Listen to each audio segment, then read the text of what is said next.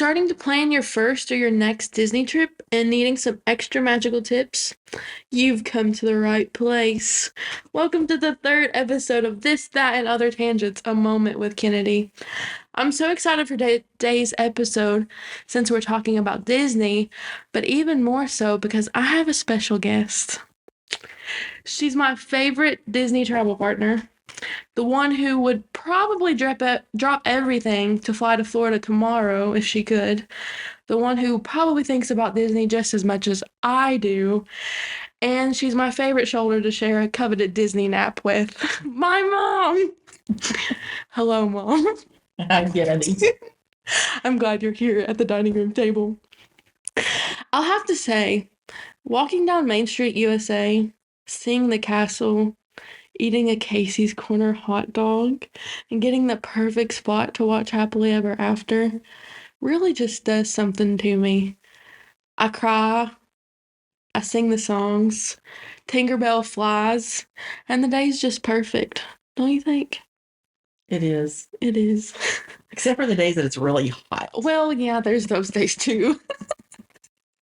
But you're at Disney, so it's like Disney hot. Hot. So now that we've had our moment and Mom's over there trying to get flights to MCO, let's begin discussing our tips and tricks of planning your Disney vacation. So let me start off by saying these are things that have worked for us. They may not work the best for you, and this is just a simple guide. If you're starting to plan and you don't even know where to start, this will help you out a little bit. So the very first thing is choose your travel dates. When do you want to go? What time of year do you want to go?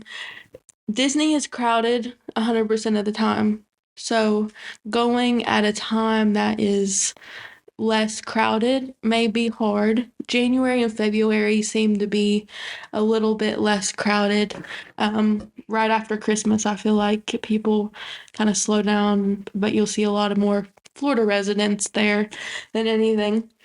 Holidays, spring breaks, major events like the cheering and dance competitions that they have at ESPN. And then any of the festivals at Epcot. Yes. Your flower garden, your food and beverage.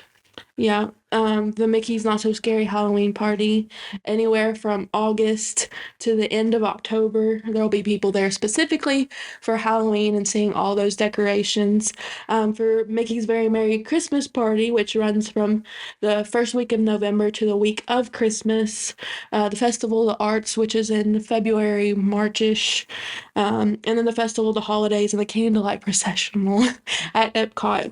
So those are your big times of year, and I enjoy going those times of year. Christmas is probably my favorite because I don't know, I love seeing the Christmas trees and all of the resorts and seeing how well they're themed. It's a different feeling going at Christmas time. It is. From the moment that you step into one of the resorts, and then if you go into any of the parks, even though it's, you're still 80 degrees and it's in December, just has a different feel than if you're going in August or October. Yeah. I feel like the fall and early spring are milder. Mm-hmm. I know last year we went the first week of October and it was hot. It was hot. But if you remember when you were there, we were in the program, or you were in the program, and your dad and I and Autumn come to visit you. It was the middle of September, and it was perfect weather. I mean, it was a little bit cool in the evening, not overly hot during the day. So it's really, you can never really predict what the actual weather is going to be. You can kind of take a guess, but I think it was funny on my program that about November, December, it was like 70 degrees, and it was really nice at night times, but the people who were like living in Florida full time, they were wearing like the coat option to our costume. And I'm like, y'all are cold. Like, I'm wearing a long sleeve shirt, but like I'm comfortable. Finally stopped sweating. Yeah, like I'm not sitting on the curb trying to do my laundry sweating. Oh goodness. Summers are hot. I went last June, and Kristen, if you're listening, she can provide a picture of that I took on her phone, and I was beating. We had just walked outside of our resort, and my face was already beating with sweat. So it's going to be hot no matter what time of year you go. But definitely pay attention to the different festivals and the different parties that you can go to that are fun for both you and your kids as well. So the second thing is book your resort. Um, I think personally, staying on property is a great option. Um, I know there's several people who, stay off property and they still have great experiences, but there's so many perks to stay on property. You get early park entry, there's late nights. I think. Depending on what resort you stay. I Yeah. think now it's if you're in the deluxe resort is when you get the extra magic hours at the Okay. end of the evening. Okay. Yeah, because I know like you can get in like an hour early or stay an hour late. So that's definitely awesome, especially if you don't feel like you're getting enough time. It's a little bit extra time. Um, Free transportation at any of the resorts. You can hop on a bus and you can get to any of the parks. You can get to Disney Springs, any of the water parks. I know, like, once you get to a park, you can go to the other resorts if you're wanting to resort hop, or if you're staying at one of the Magic Kingdom resorts, which is the Contemporary, Polynesian, and Grand Floridian, you have the wonderful luxury of the monorail or the water transportation, because there's water transportation there as well. Um, the theming, the theming of the resorts is just crazy because there's so much detail, and I don't know, they're just wonderfully themed.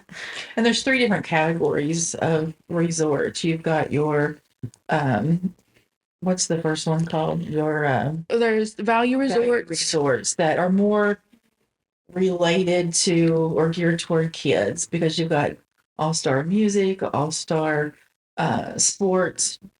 You've got your Pop Century resort, and they're more Disney themed. So you can actually step outside of the resort and think, "Oh, I'm really in Disney."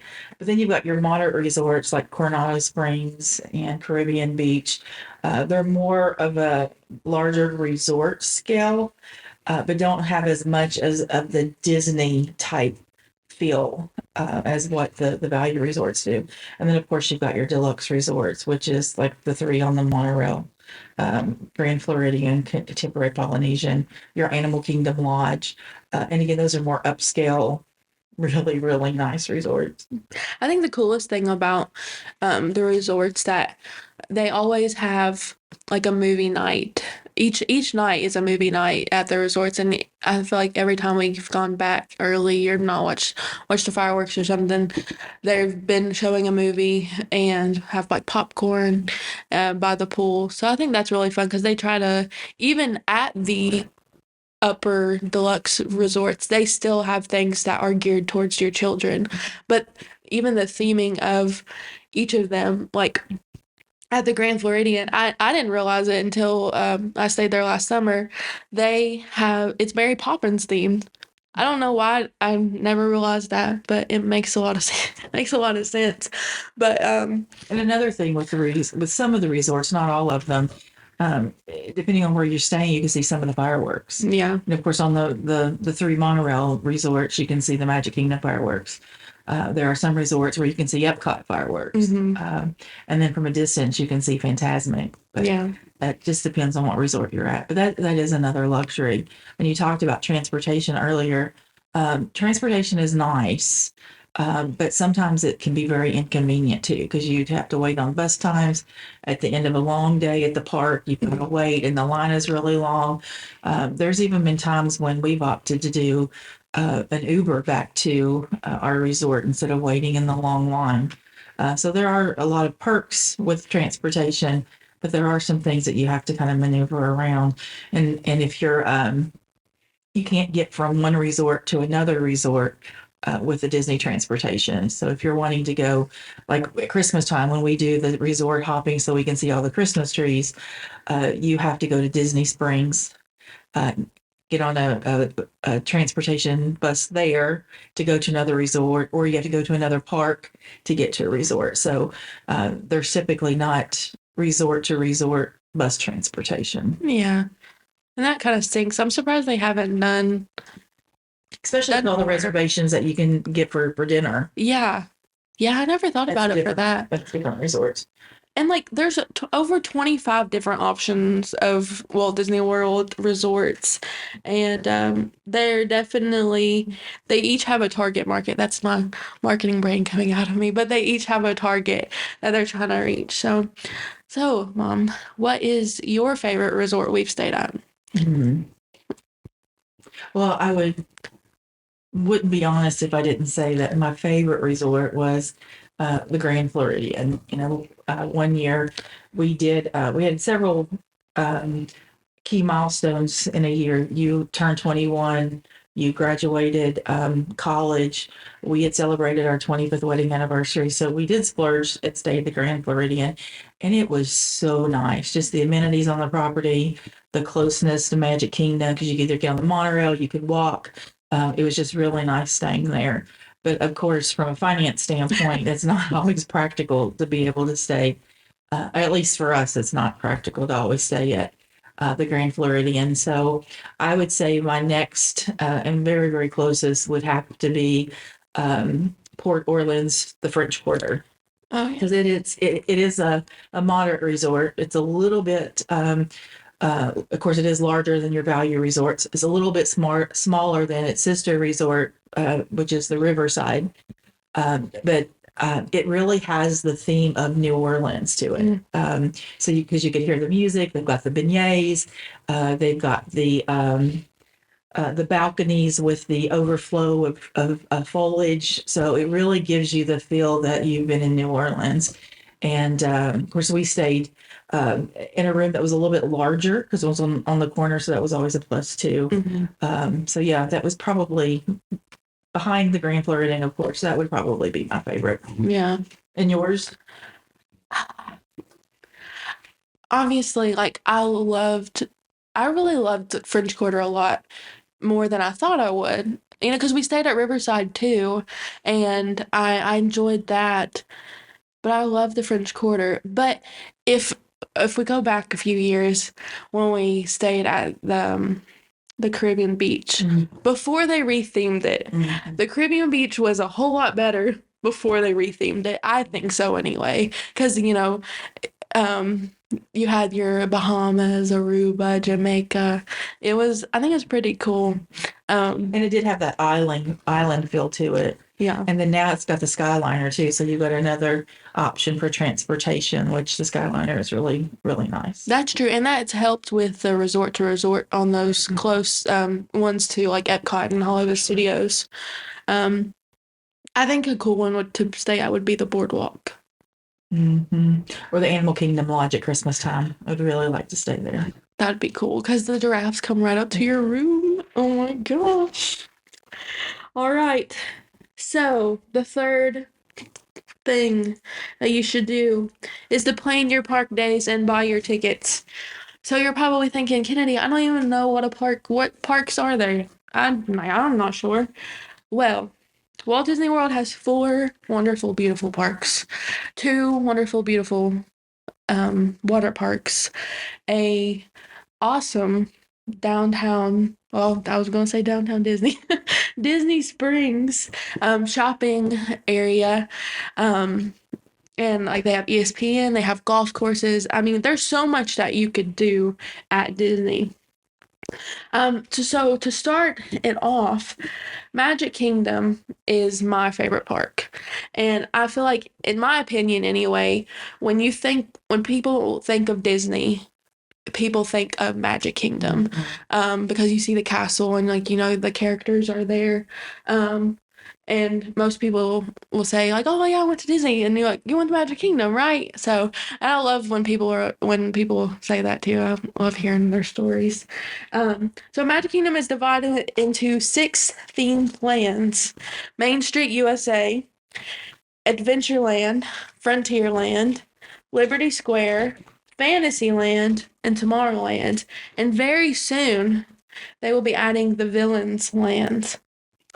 Like I said, Magic Kingdom's definitely my favorite park. It's just so beautiful, and like when I was there, I would spend my off days. I mean, I worked at Magic Kingdom, but I would spend my off days at Magic Kingdom just because I loved taking in the detail.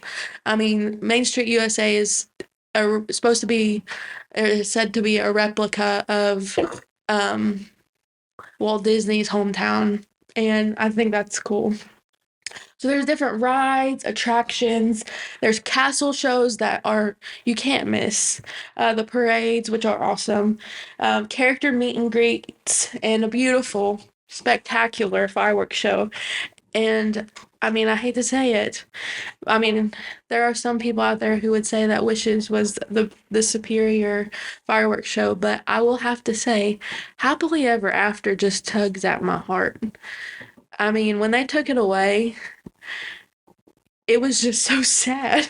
I mean, I get because of COVID and everything, but I feel like it was also the power of social media that got it back because people were like, ah, because the one that they brought it in with, it was good, but it just wasn't happily ever after. Um, so, like we said, depending on the time of year that you go, they will have different parties, which I think with Magic Kingdom, it's mainly in the fall and Christmas time with Mickey's Not So Scary Halloween party and Mickey's Very Merry Christmas party, which are two parties that we've been to, and I feel like I mean, we've seen similar things with the parties, but I would do it again every time. I mean, it is that extra expense, but they're just so fun. I mean, the castle shows with Hocus Pocus, the fireworks show is great with Jack Skellington. Going around to each of the little trick or treat areas. So if you go during Halloween and you go to the Halloween party, make sure you take your trick or treat bag because they will load you down with Well, they'll candy. give you a trick or treat bag. They will. They will. They will load you down with candy. And then during the Christmas party, they have, parades, um, the stage show, which the Christmas stage show is probably my favorite because Claire Bell Cow is in it. But that's just me. And at Christmas, instead of the trick or treating, they have either like hot chocolate or eggnog and cookies at the different locations. So definitely, if you're going during those times, look into it at least. But you'll still get that theming throughout Magic Kingdom because from the beginning of August to the end of October, they will have it dressed up as Halloween and fall. And I think the last night of the Halloween party, whether it be October 31st or November the 1st, depending on how it lands, that next morning when visitors come to the park, it'll be Christmas. And I just think I think that's wonderful. I love that. And then that will last until I think this year lasted until like mid-January that it was kind of Christmas themed.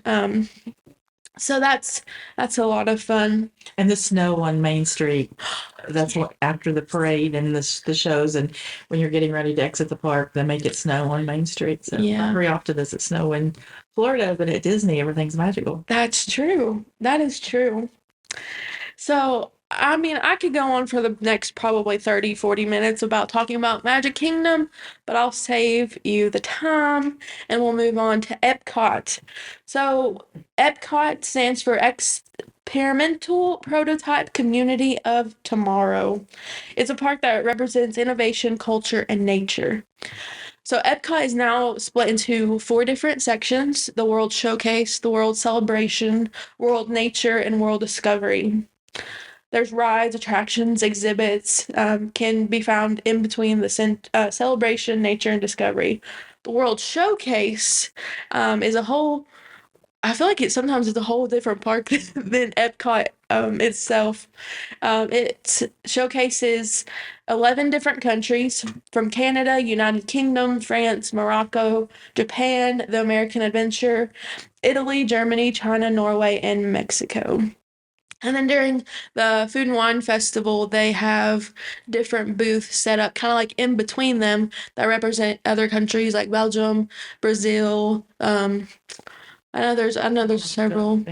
Yeah, well, Morocco's yeah. So I think that that time is a good time because you can eat around the world, and eating macaroni and cheese from Germany just kind of sounds fun. Belgian waffles from Belgium. I mean, Pretty. that's true. And if Christy is listening, she knows that I love the spam from Hawaii. I really don't, but she'll say that I do. um, the countries are so awesome because they represent exactly a city out of in the country in which they're representing. I think the coolest thing was when we went to Europe a few years ago, and we were riding the boat to Venice, and I kept telling Wendy like that building looks familiar. Like where would I know? I mean, the first time being in like actual Venice, I'm like, that looks so familiar. And I pulled a picture up that I had taken in Epcot a few years before, and it was, I can't remember the exact building that it is, so I apologize for that. But I was like, wow, just like part of the city in which it represented was exactly what Disney had done too. The Disney does so much to in the World Showcase to replicate the architecture to make it look identical to a landmark in the city or one of the countries. So it is. And the other thing is that they try to employ cast members in each country that's actually from that country. So that gives it a little bit more of a cultural feel as well. And I think because of COVID, some of that had stopped because of people coming over, but I think it's getting back to where it was. And one thing, like when I was a kid, I don't know if they still have it or not, but they had KidCot. So you could go around and they sold these little passports, and you could go around to these KidCot areas and you could have your passport stamped, so it'd been like you were at that country. And they had little crafts that were similar to like ones that they would make in their homeland. Because there is a misconception that Epcot is really just for adults, but it's really not that way at all. Because even in the first section, you've got the Little Mermaid, you've got Under the Sea. That's Nemo. Nemo. It's Yeah, Nemo. not Mermaid, it's Nemo. But you have that part that's for kids. And then when you get to the countries in the World Showcase, you do have those kid stop spots. And then, of course, you always have character meet and greets throughout the World Showcase as well. And now that they're even putting in some additional rides that are more kid themed, like Frozen and Ratatouille. Yeah. So it's not just for adults. Of course, there's a lot of adult themed activities there, but don't think that you can't take your kids because there's a lot of stuff to do for the kids. And I think with the new Moana, That was beautiful. the water that was awesome. And they have right now, or they did last summer, have the Encanto sing along. So I feel like they're trying to gear it towards kids as well because there's such a focus of adults in the World Showcase. And then if you go on to another part that you're going to talk about, Hollywood Studios, when we first started going in 2006, you could really spend half a day at Hollywood Studios and pretty much be done. But I think Disney has done a really good job of retheming the whole brand around that. It's not just Mickey Mouse and princesses, because that's kind of geared toward, in most cases, little girls. So when they started expanding in Hollywood Studios, you've got the whole Star Wars section, which is mainly geared toward boys, and not always, but your guys tend to like that. So I think they're trying to reach larger audiences because if you go to Hollywood Studios now, it's much more crowded now than what it was in the past. And then of course they've got the Toy Story Mania, or the Toy Story section, which is just phenomenal too. And again, geared toward kids of all ages, boys, girls, men, women, we love it too. So It's just a different type of theming now. Probably my least favorite park would have to be Animal Kingdom. Um, I know that some people really like it, but for us, it's kind of like a half day park. It's a lot of vegetation in some sections, and in other sections, there's not a lot. So it's a really hot day when you go to Animal Kingdom, regardless of what time of the year that you go. And again, it's a lot of cultural history there. Um, they're creating a different section. They've taken away the dinosaur land, and they're going to add, what is it called again? And I think they're adding like an Encanto Mm. and I think Indiana Jones, but I can't remember exactly. But they're really doing something different where Dino Land was, and it was really sad to see the demolition of it. And it's such a large expansion across the different parks that it's there's going to be something for everyone, Yeah. regardless of your age and what you like. There's really going to be something for everyone. So Yeah. Mom, we were talking about Epcot. Oh goodness. But let me go back to Epcot and then I'll move on.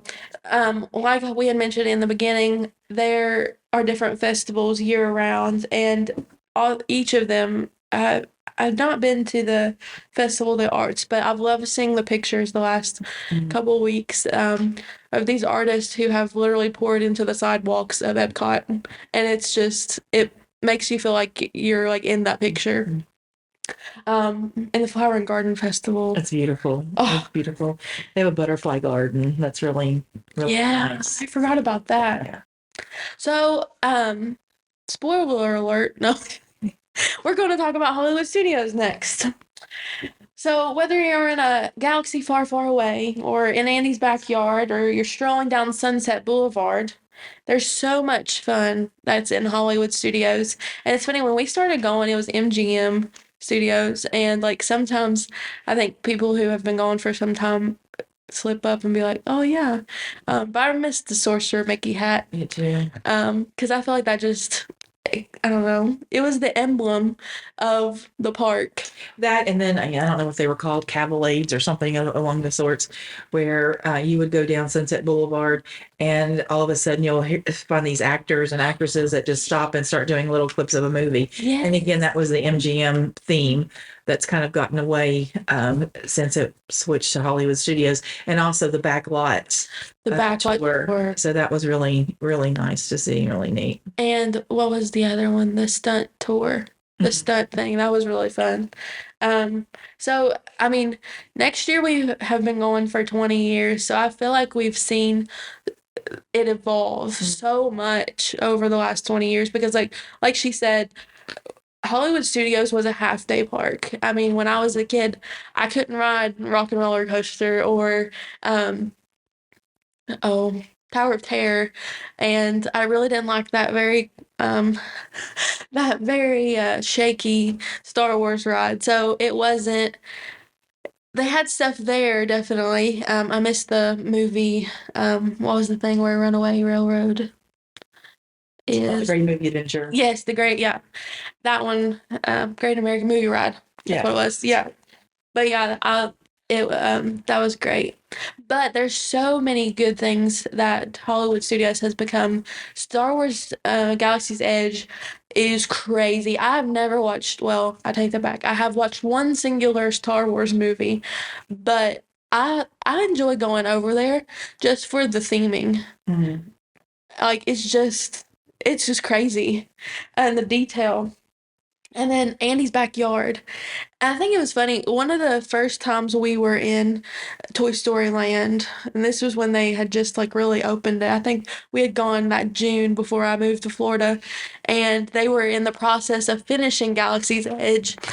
And when you go up one of the hills on Slinky Dog Dash, you could see the whole entire Millennium Falcon. And I was like, wow, like that's going to be great. And Mom's favorite ride resides in Hollywood Studios. Mom, what is your favorite ride? Toy Story Mania. You love that? Absolute favorite. Absolute favorite. And and I'm probably jumping ahead just a little bit, but even if you're a person that may not like Toy Story or you may not like Star Wars, again, it's another hot park. There's not a lot of vegetation there, not a lot of shading, but it is well worth the money spent if just by going in and watching Phantasmic. Oh, If you do nothing else at Hollywood Studios, you have got to go see Phantasmic, which is their nighttime fireworks show. yeah. Amazing. I love Phantasmic.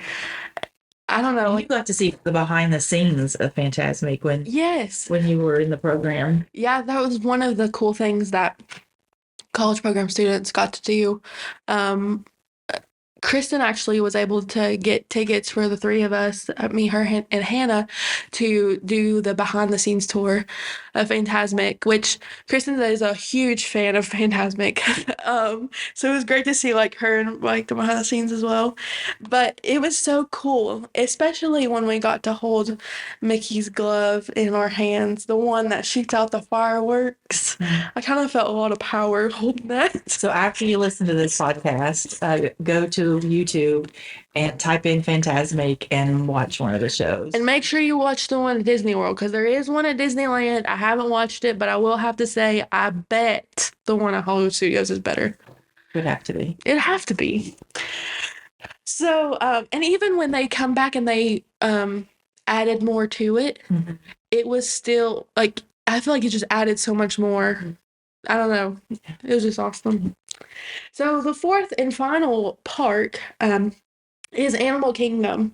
If you're someone who likes loves animals and you like nature, Animal Kingdom is definitely the park for you. You need to go on the infamous Kilimanjaro Safari to see all your favorite animals. I think that's really fun. Or ride on a banshee to see the beautiful world of Pandora. And then you have to watch the Festival of the Lion King. I think that's one of my favorite shows, and that's critically acclaimed as well.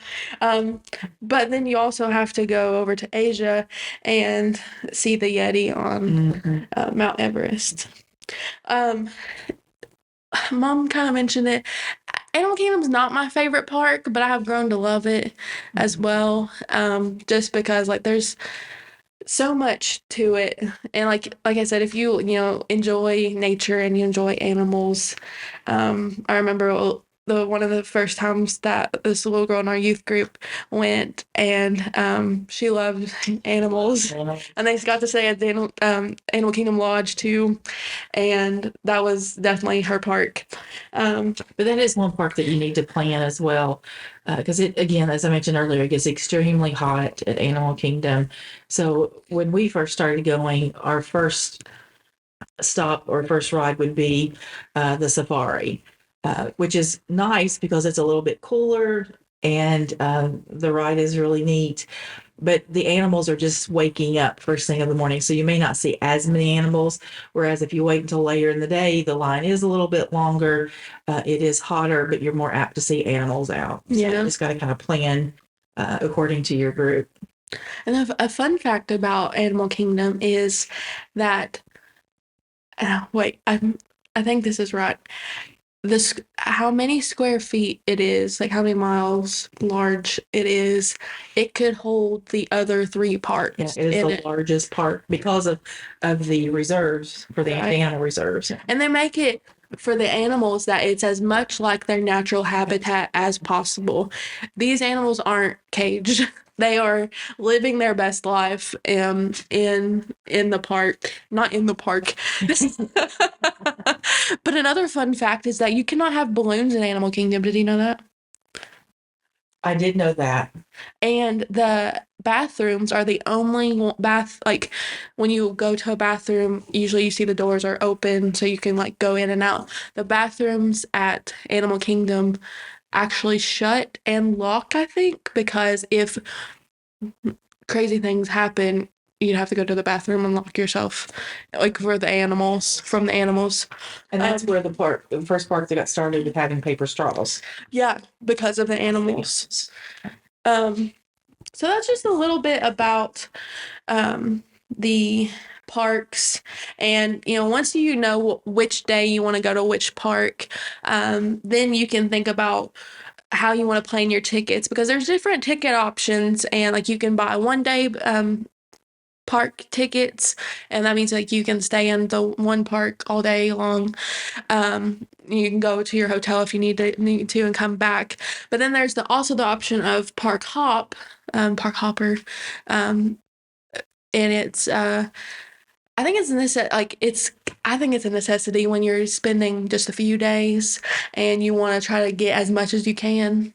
But if you start out at Epcot and try to get that before it gets hot, and then you want to end with fireworks and Magic Kingdom, you have that option of getting the park hopper, and Or you could do all 4 parks in one day with a park hopper pass. that is true. That is true, and a lot of people do that. Mhm.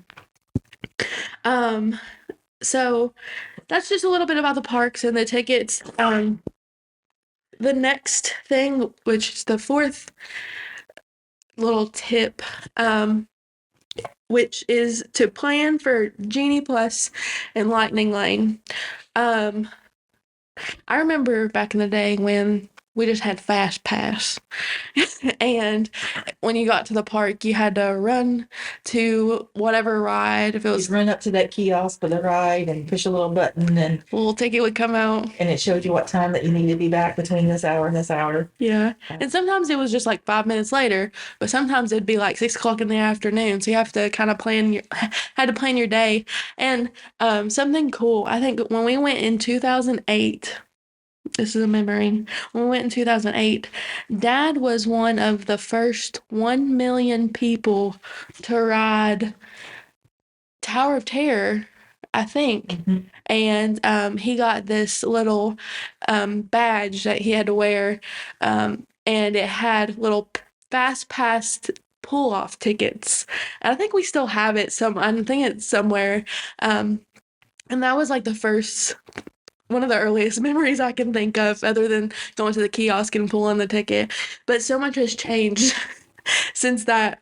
Since that, now there is Genie Plus and Lightning Lane, and Mom is so much better than me to try to explain this. And she also has this nice little friend on YouTube that we will shout out, because he has been helpful as well to try to explain it.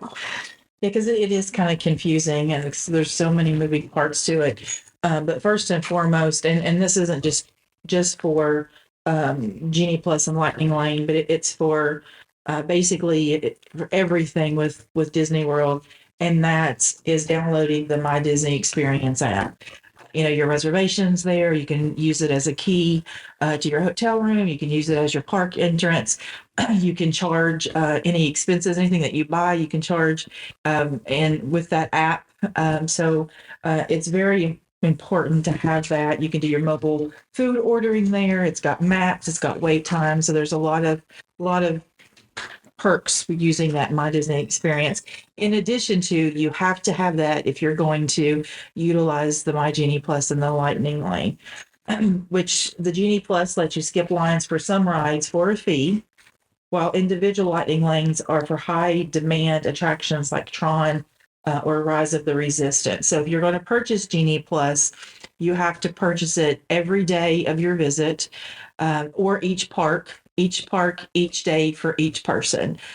So it can get expensive depending on the time of the year. One day may be more expensive than another time of the year. Christmas time at Magic Kingdom, you're going to end up paying more for the experience versus if we were to go tomorrow. So you have to do your research, see what the cost is.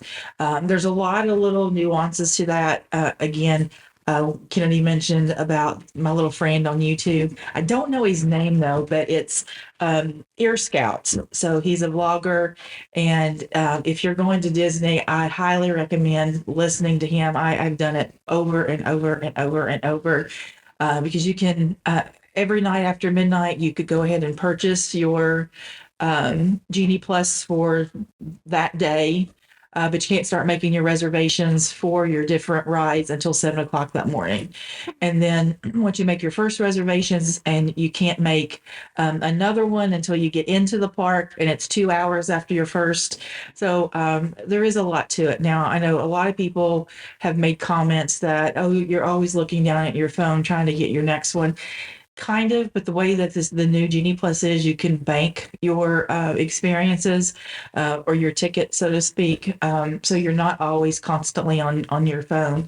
But again, go over to Ear Scouts. He's wonderful. He's man, I wish that was my job, logging Disney every day. So but he's great. He breaks it down to where even I can understand it. So Yeah, definitely like any kind of Ear Scouts is definitely the one that we've listened to, but there are so many people who they spend their days going through Disney and picking like the actual like tips and tricks, like little things to getting around the parks. So if you're going for the first time and you want to be very specific, there's some great ones out there, like going through the festivals and like where you can get this and where you can get that. I think they're fun. and it is an additional cost, but the days that the parks are so crowded, you've got to weigh, what's the cost of your time? Are you going to spend, you've already spent, what, $200 to get into the park with a park ticket or whatever the cost may be. And then if you're going to stand in line for, 2.5, 3 hours for one ride versus buying this Genie Plus, and within that 3 hour time span, you can bypass the long lines and ride maybe 3 rides. So you've got to consider how much is your time worth versus, waiting in a line. So it's just kind of a juggling act in a way. And I think, correct me if I'm wrong, even if you don't buy it when you first, like, you don't pre-buy it and you notice that, hey, like, it's a little busy here today, it would be beneficial. You can go straight on your app and you can buy it right then. You can do that, but you also have to be careful, because another perk of staying on property is that you can start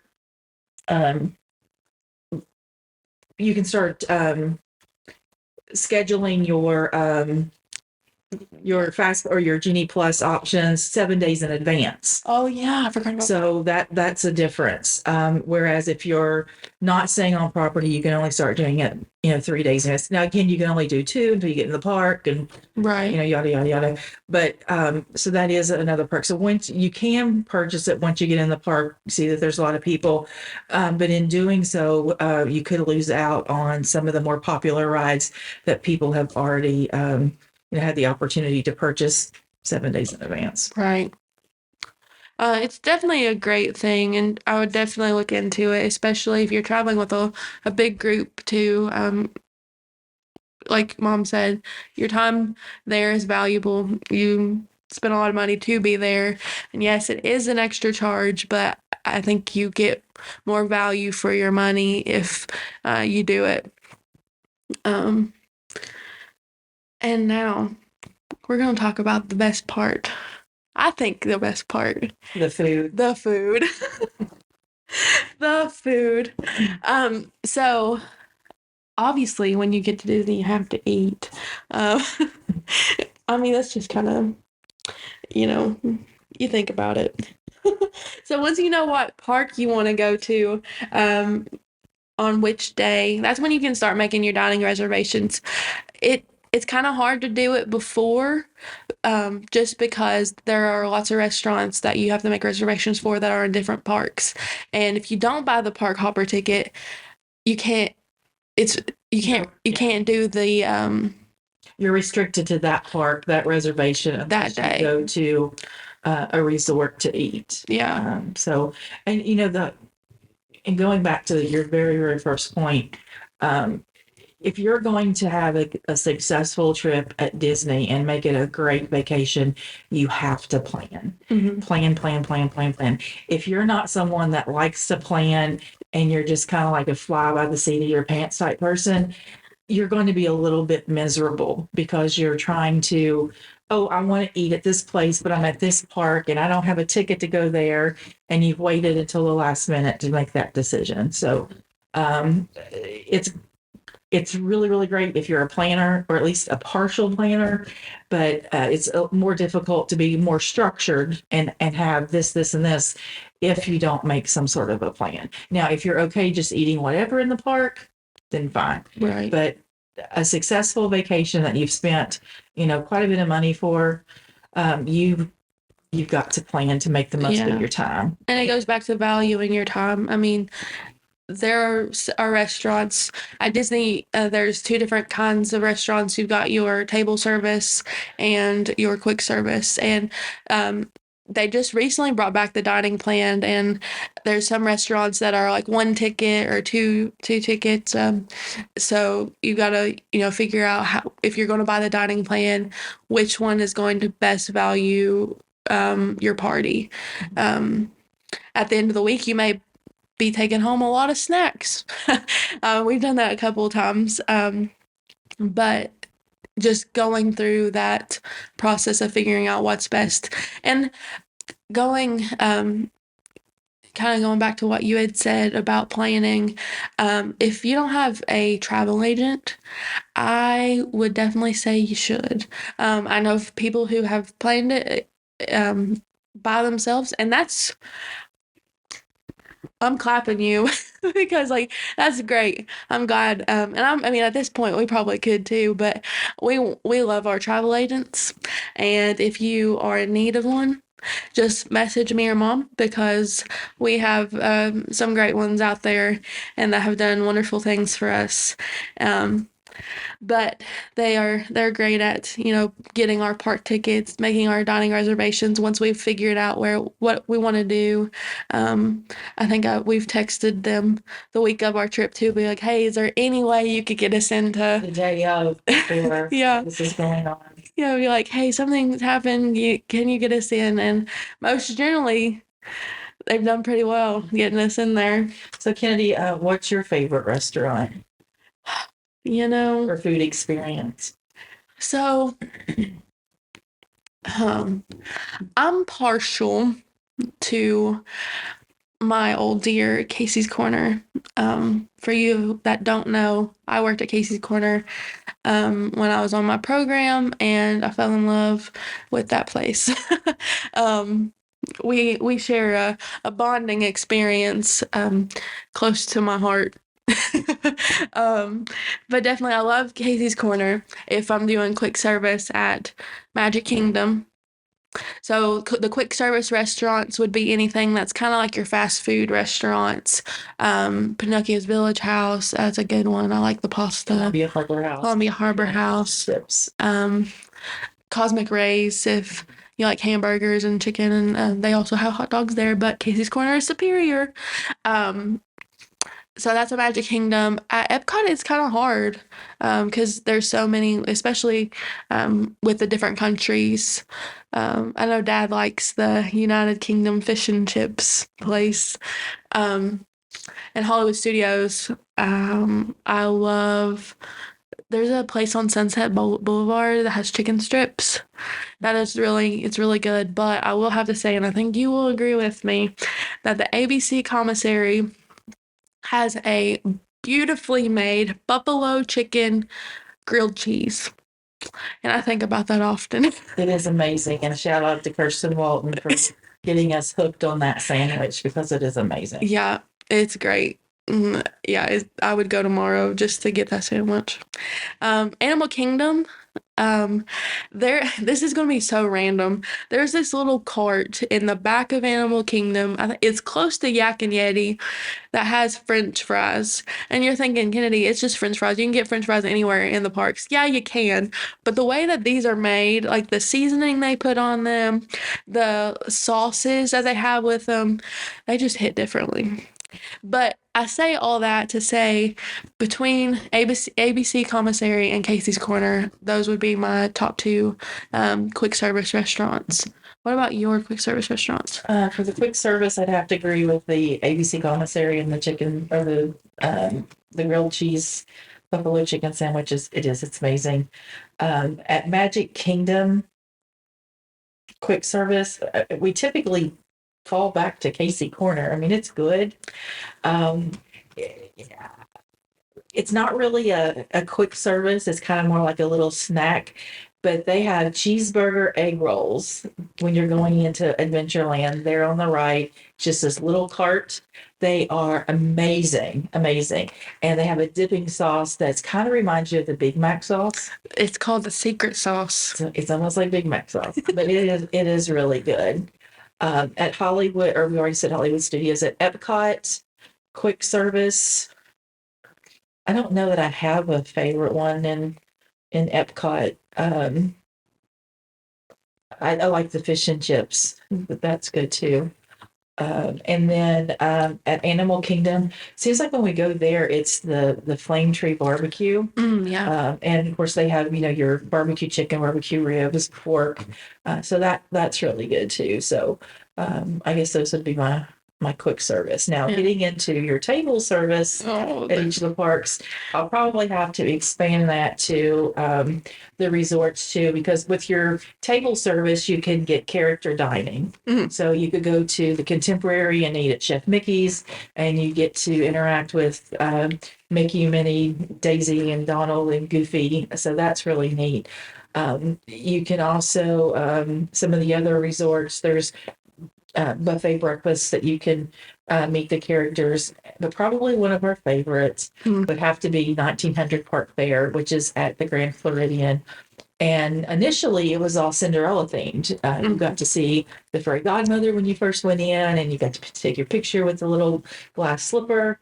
And then you had the Cinderella, Prince Charming, and the stepsisters and the stepmother that would come around to your table. But that's kind of been rethemed since they opened it after COVID. What was it, back last summer? Yeah, because I think it was about last June. And they have Mirabelle, and they still have Cinderella, Aladdin, and Princess Tiana. So I think that retheming was good, but I will have to say always go back to our very first trip, and I love seeing the picture of me and Maddie at because I got that little pink cowgirl hat on, and my cowlick is sticking out. And like we were standing there with the fairy godmother, and I love that picture.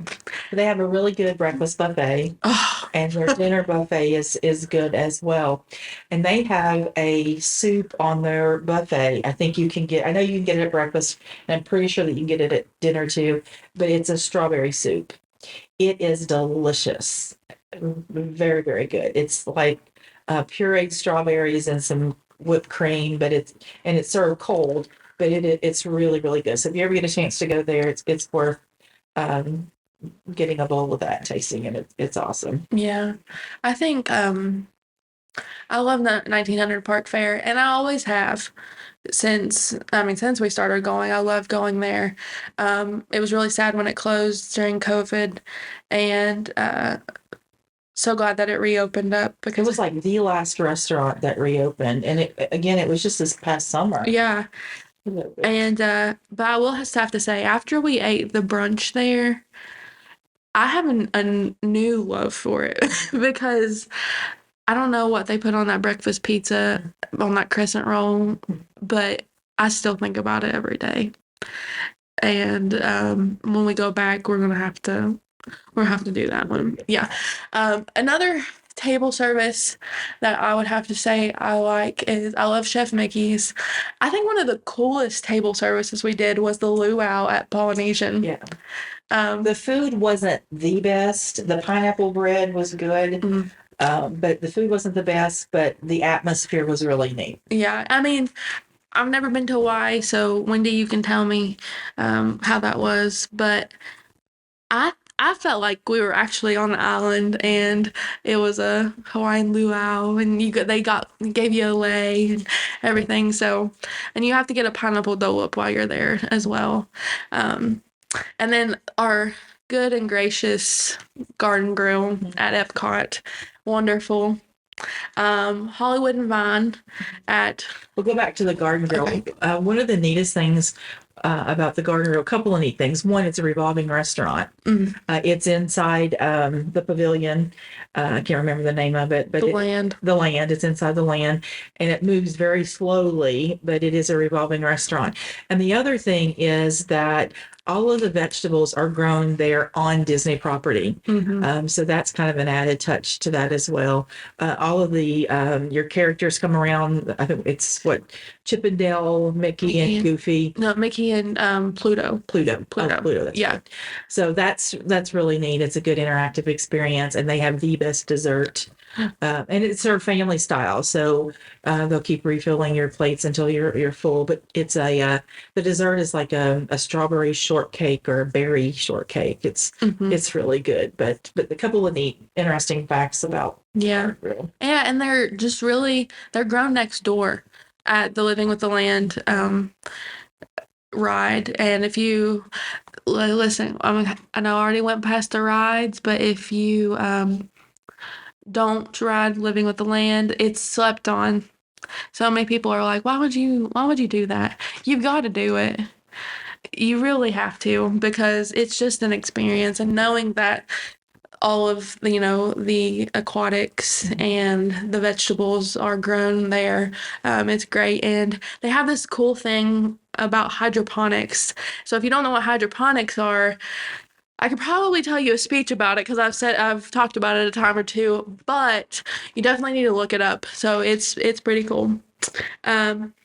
But Hollywood Studios, they have 50's Primetime Cafe. It's been a while since we've been there, but I liked that one. And Hollywood and Vine, that's a character dining. And one thing about some of the character dinings, that if you don't like buffets,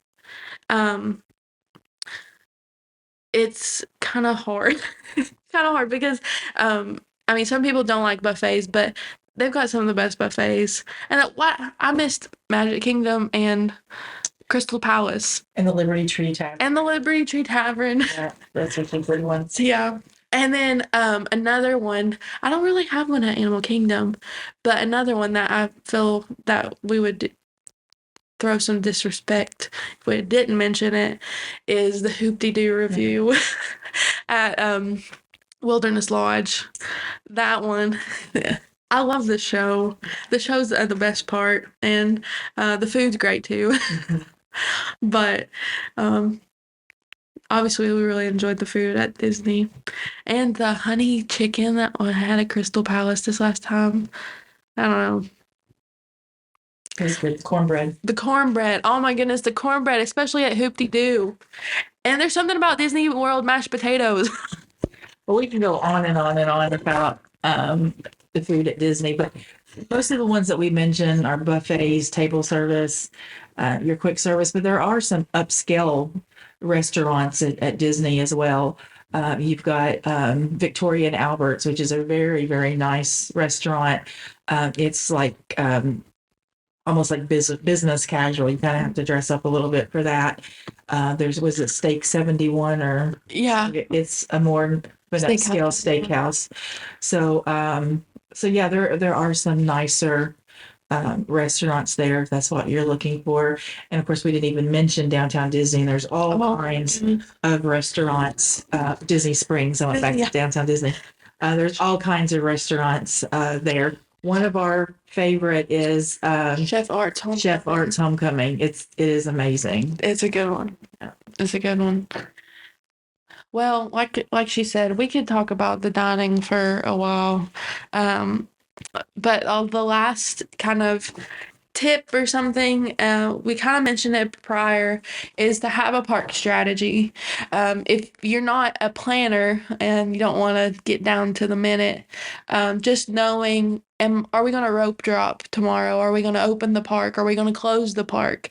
Park day is going to be long, especially in the heat. It's going to be crazy. And then if you're traveling with kiddos too, knowing the best times that you need to take breaks, and maybe visit your resort, or maybe visit the quieter areas in the park. Planning the Genie Plus, if you're gonna purchase that. And ending the night with fireworks, if you're going to stay for those.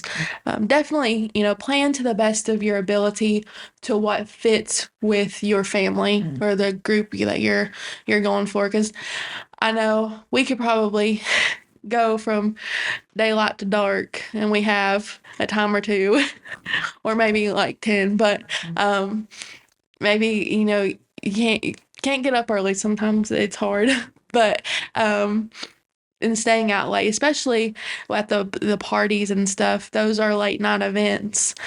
So just like I said, planning around your day and planning what best fits um, your your group that you're traveling with. I don't. Yes, you need to plan, but like I said, you don't have to go down to the minute. Knowing what kinds of things you want to do, whether you're going to start in Tomorrowland or Adventureland, or the big question is if you start in Mexico or Canada. And if you're not starting in Canada, we may need to talk.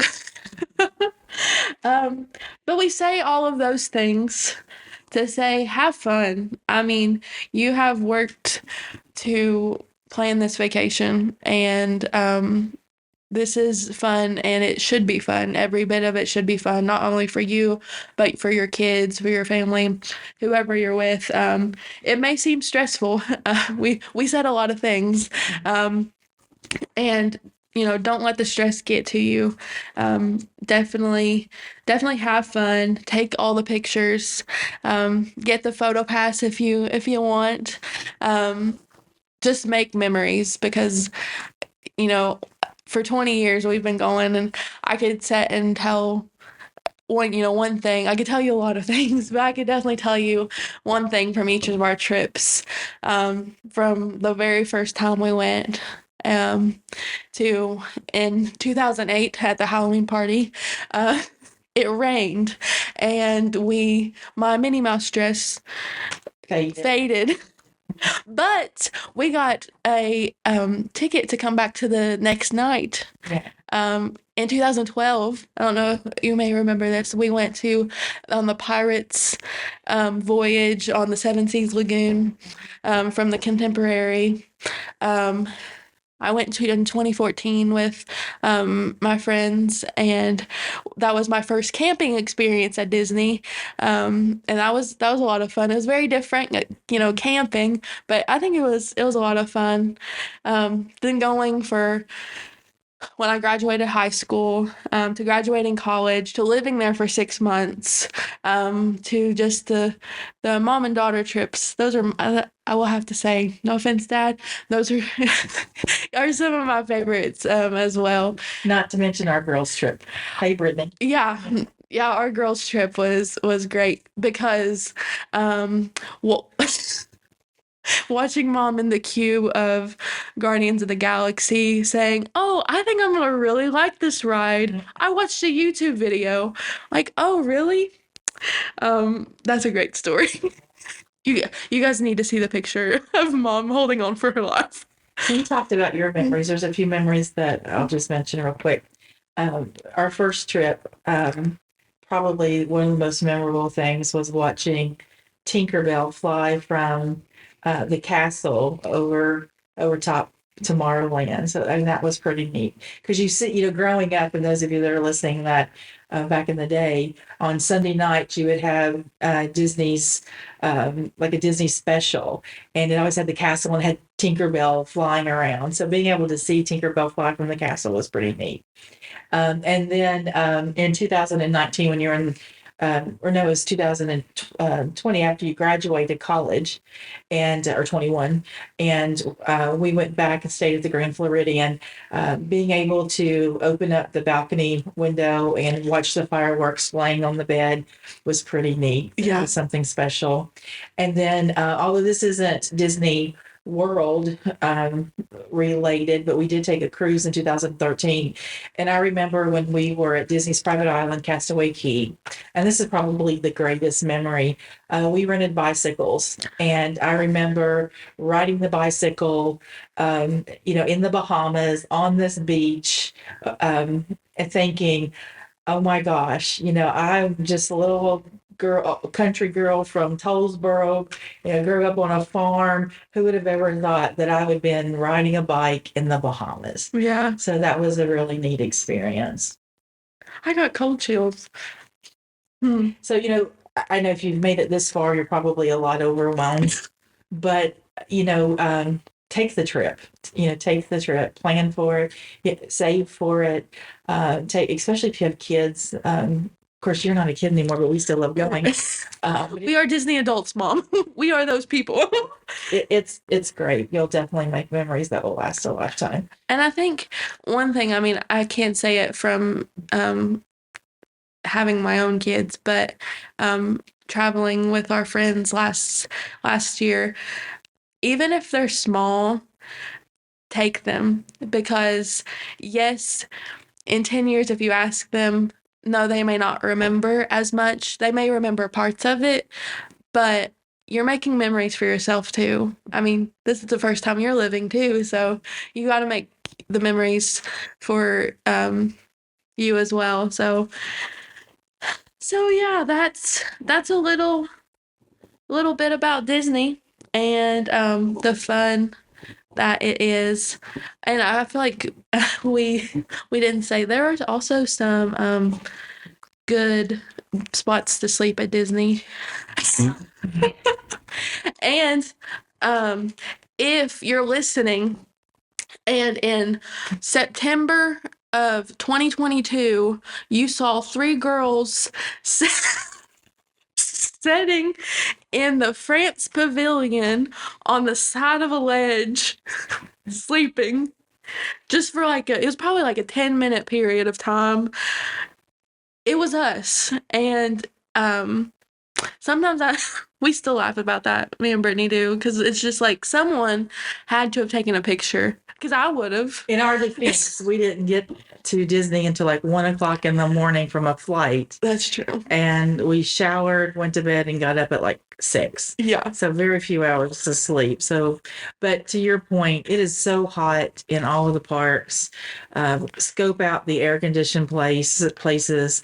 Take your kids there, rest. Take a slight nap if you need to keep on going, but you'll appreciate it because you'll be rejuvenated. Yeah. So like in all the other episodes of the podcast, I have an icebreaker question. So Mom, what is your favorite Disney or Pixar movie? That's hard, but probably one of my favorites would have to be Ratatouille. I really like that. I like Princess and the Frog, and of course one of the newer ones, Encanto. I like that too. I like all of the vivid colors in that. Yes. Yeah. I would have to say I love Princess and the Frog. I love Princess and the Frog. I also love Tangled. I think they need to do some more theming. I think Aurora. No, she's Rapunzel. Rapunzel, I'm so sorry. Rapunzel needs more than just a bathroom area. The bathroom area is beautiful, but I think she deserves more. But that's where we leave you. So I hope you learned something. I hope you had fun.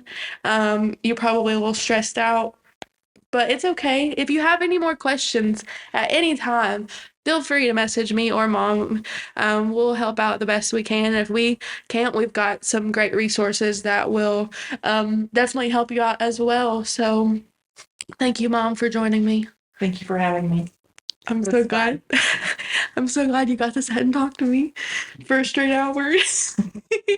Oh, goodness. And as I end them all, bye-bye for now, or toodaloo, or how I'm going to start them off.